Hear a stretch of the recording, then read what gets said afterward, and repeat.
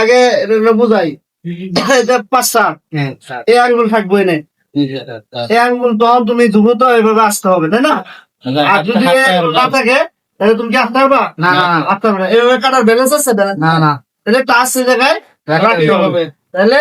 এখানে কাজ করতেছে এই যে দুই আঙ্গুল আর গলাকে ভুলে গেলে মানে কাজ করতে স্যার ওয়েল্ডিং করতে থেকে জরি মনে ধরুন মাথা উঠে হ্যাঁ হ্যাঁ এই দুই আঙ্গুল এই এই দেখো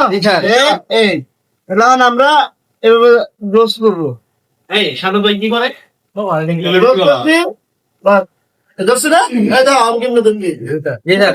বসছি কেমনে এই লাল হইব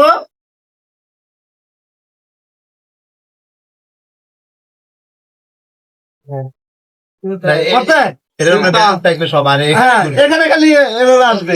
অন্তত অল্প জায়গা এটা তো আসার কিছু নাই এই যে লাল হয়েছে বুঝো লাল হয়েছে শিখাটা লাল হবে হ্যাঁ এই যে লাল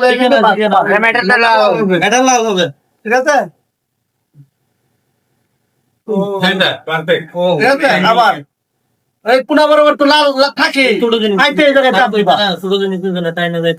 আর কত সবাই কাটবে কতটুকু করে আমি যেরকম পাটনা করে কাট এরকম করে কিন্তু গরিবের মতো কাটতে পারবো আবার